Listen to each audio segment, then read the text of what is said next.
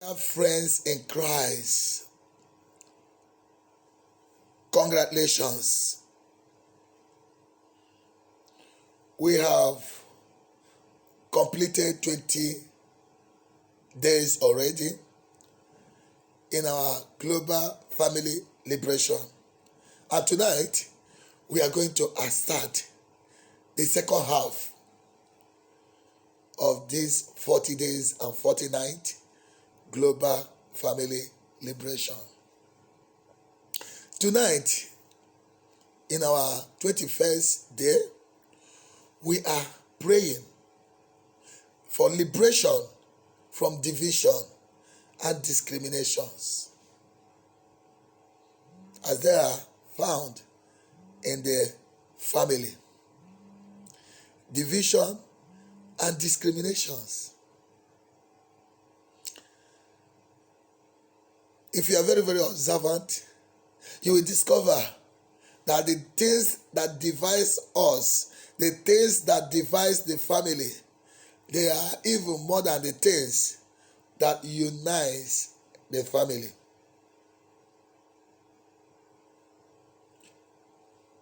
I would like you to mention some of those things that divide a family. Here in Africa, one of the major factor that divides the family, polygamy.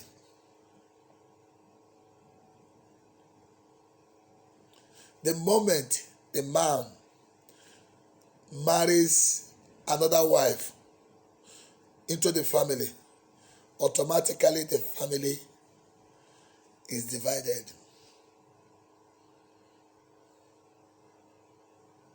Someone had just mentioned jealousy, money, land. Let's talk about land.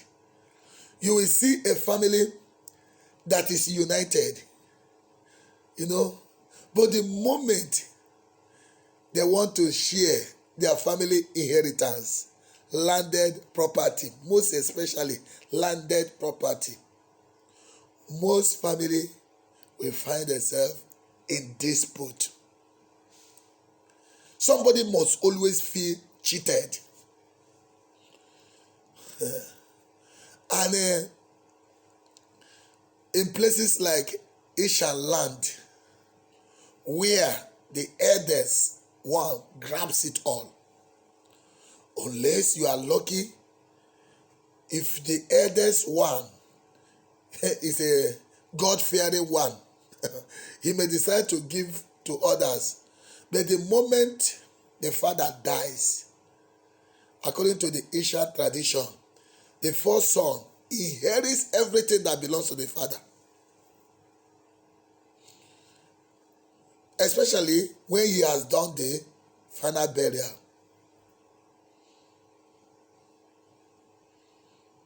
If the eldest man is poor, and then the younger one of the younger one, succeed in doing the father's final burial, automatically the inheritance goes to that younger one that did the burial.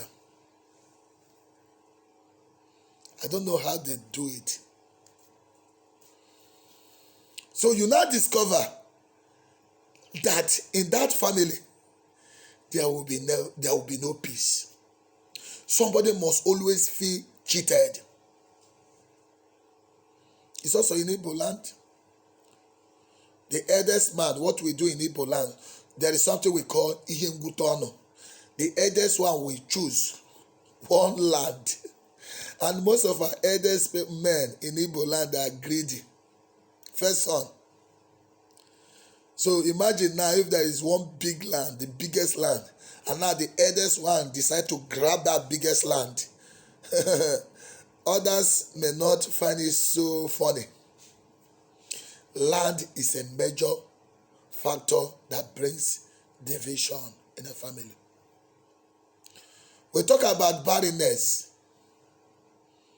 Barrenness, another factor. The moment, and that is what they use to justify polygamy. You are married in a family and you are not able to produce when you are expected to produce. In fact, everybody, even your age mate, your mother-in-law, everybody will support your husband to go and get a second wife. The quarrel, the disagreement, they will call the woman all kinds of names. They will accuse the woman of witchcraft, that she has sucked, she's a blood-sucking demon, that she has sucked all the children in her womb, she has aborted all the children. In fact, they will even insult the man to her hearing. How can you go and marry your fellow man? But okay. There are so many women there, and you went and chose your fellow man. Dry wood. So there are so many things you have mentioned: jealousy and what have you. We shall treat those ones when the time comes. But let me tell you now, when I say there are so many things that devise the family, okay, more than sister-in-law, there are another changing, another problem we are facing. Sister-in-laws who are married out, they are married out too, but any little thing you will see them, instead of them to come to their family to make peace. And don't forget that they are married, they have their own family. Sister-in-laws, they want to control. That's why those of you who went overseas and you are using double name, you are a suspect. You are part of those evil sister-in-laws. You are married to your husband and you are not, you're using compound name. Because one eyes is also in your father's house. You want to control your husband's house, and you want to control your father's house. You don't want to let go of one surname. Dual citizen. Compound name. You are the problem. You are a suspect. If you are having compound name, your surname and your husband's surname, I suspect you.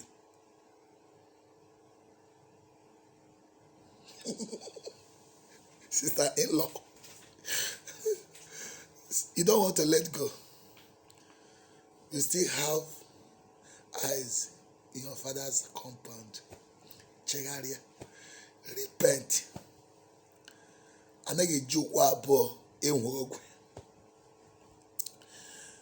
If you are comfortable in your father's house and your sister-in-law, your husband's house now, if you are comfortable in your husband's house and your sister-in-law is comfortable in her own father's house, most of the problem we are having today will now have it. You see them, they call me, hey Father, pray for my brother. Hey Father, pray for my mother. Hey Father, pray for my daddy. Hey Father, my brother is not doing well. Hey Father, but none of you will call me, Father, pray for my sister-in-law. Father, pray for my mother-in-law. Hey Father, pray for my father-in-law. You see your problem. You see your life. You still have eyes in your father's house. And that's why, instead of you to help this man grow, you are helping another man's family to grow. You also could marry one year also, or get a daddy.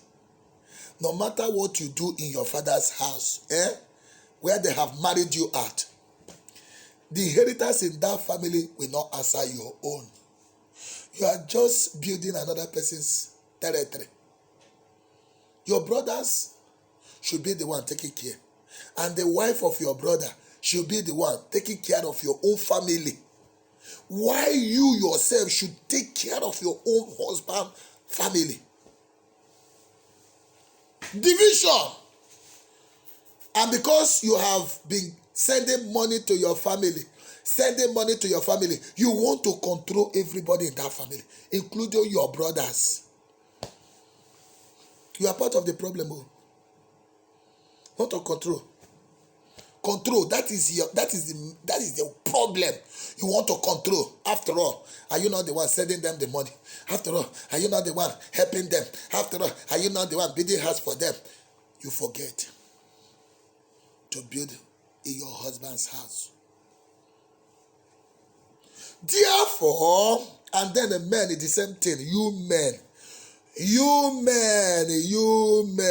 your own is even worse.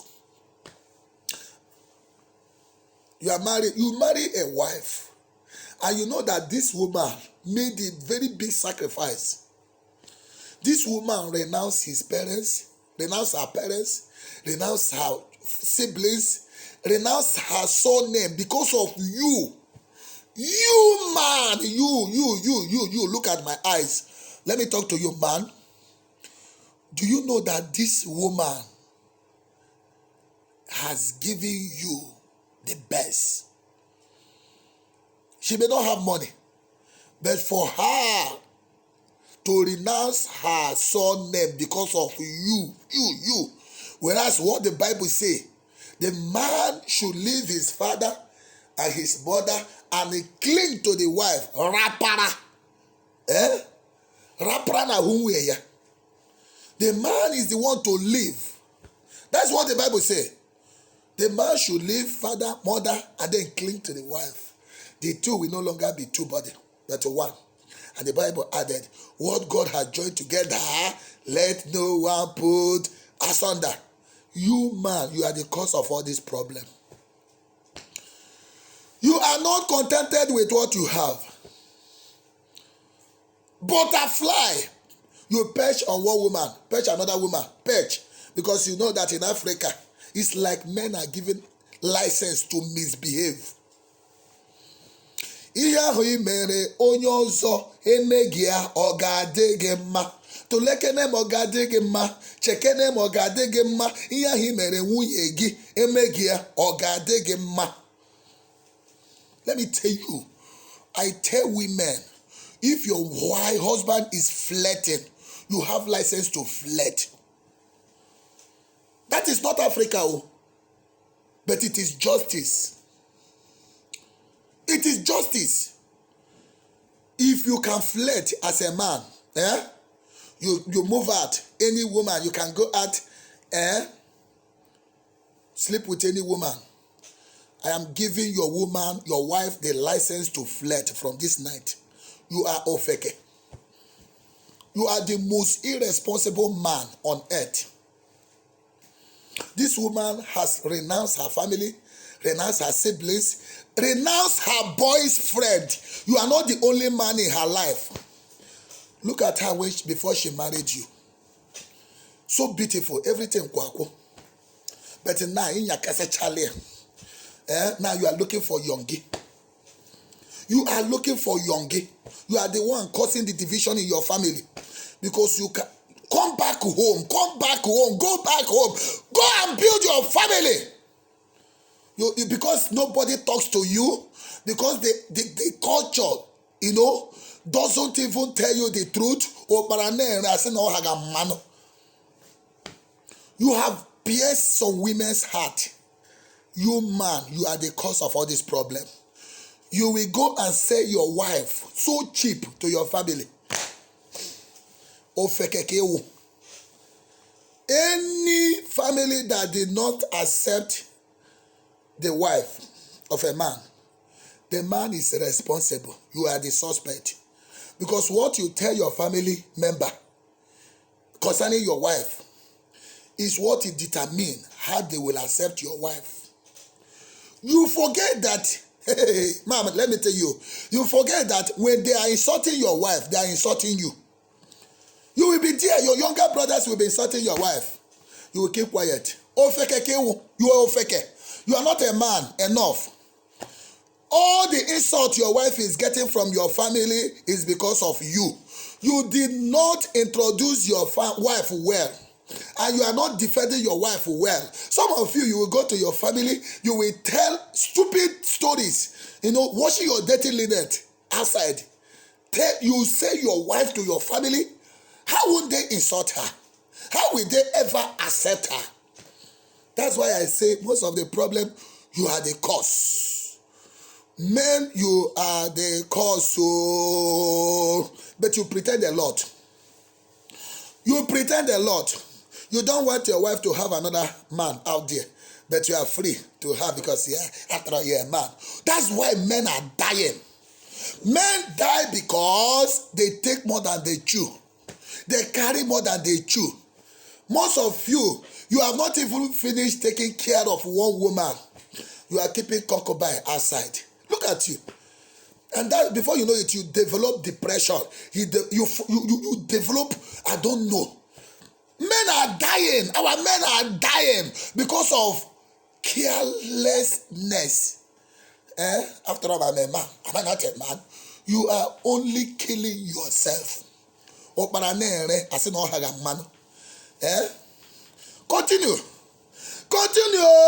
That is God. That is God. That is God. All this hide and seek,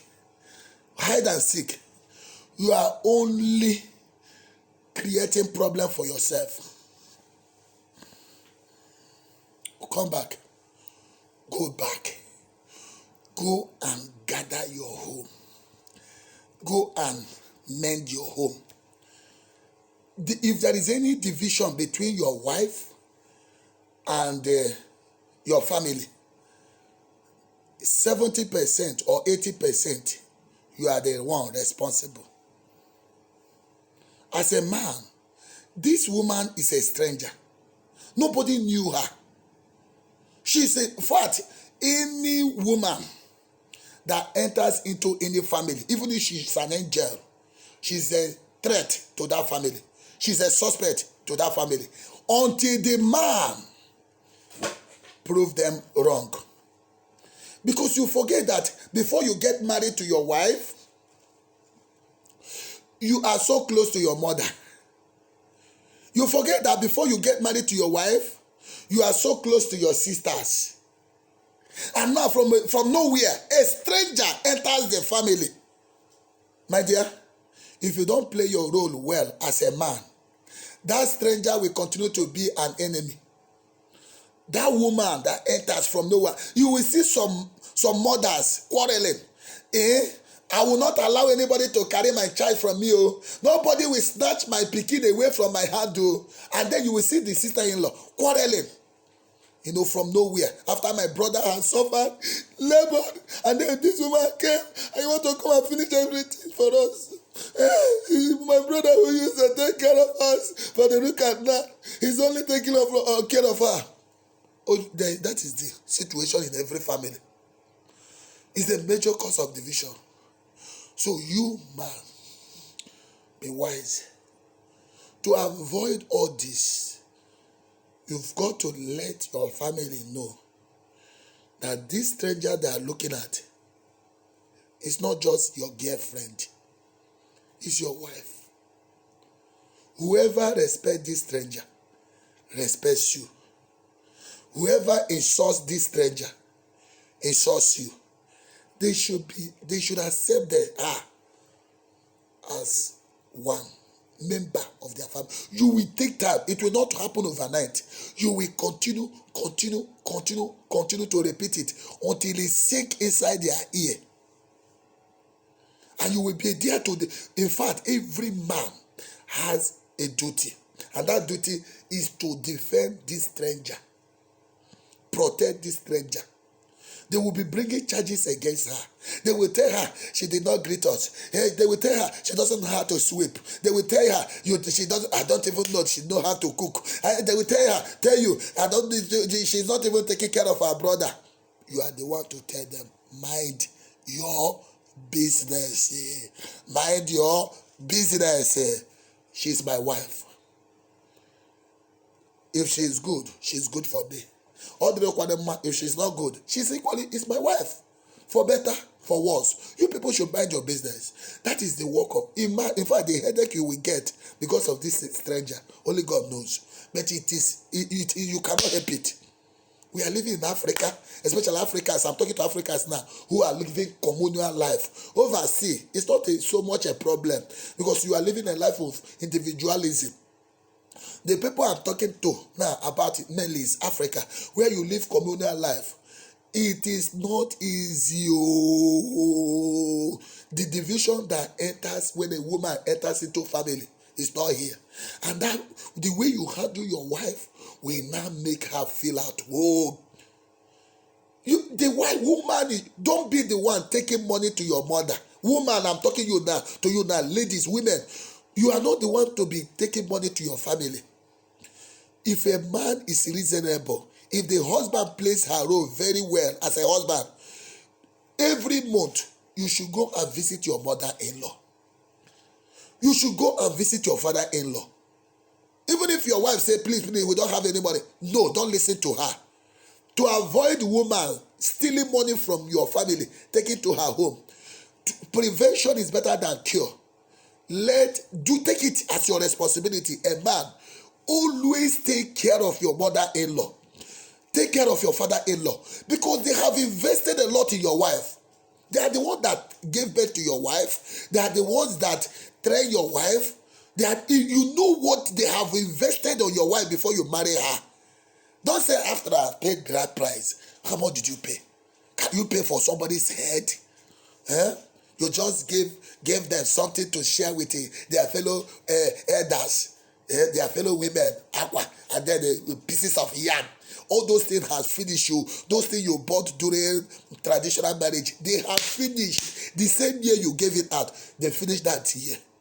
So it is your responsibility as a man, if you are reasonable, every month, package something for your mother-in-law, for your father-in-law. If you don't do it, your wife will continue to steal from you to take care of the parents.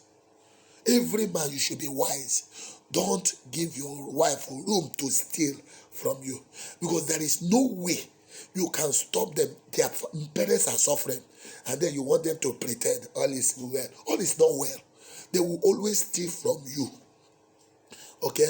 And when they are the ones earning the money, you cannot stop them. So the best thing is let the man take care of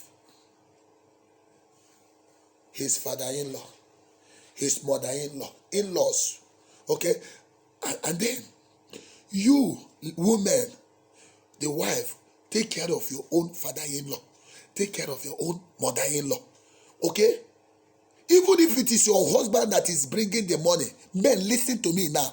Even if you are the one getting the money, when it is time, like I have told you now, to be taking care of your parents, when it is time to give that money, give it to your wife. That is indirectly. When they see that, hey, this woman has not just come to block our hey, she's even the one helping us. She's even the one giving us every month. That tithe you are supposed to pay to your parents, let your wife be the one to give it to your parents. They will not change their mentality. Oh, we thought that this woman married. There is no woman like her. And then your brothers, your father-in-law, they will defend your wife. They will no longer see your wife as a threat. You have prepared the ground. When they now see your wife, they say, in fact, give them the pressure. If you need anything, go to my wife. And you, woman, don't deny them. In fact, always beg your husband to take care of his father, his mother. That is the only way to solve this problem. But if you're a married woman and you say, hey, look at your children, who will take care of your children? If you give them everything, okay, give them that. So who will take care of your children? In a nagging wife, you are the one to suffer it. Cool down for Jesus. Cool down for Jesus. Allow peace to reign.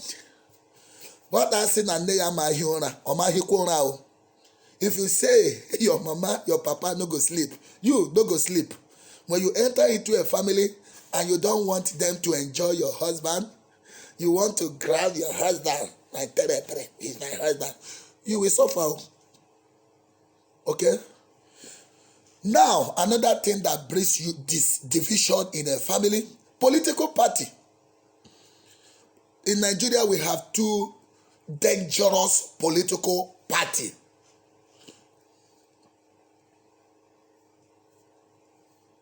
Two dangerous political party.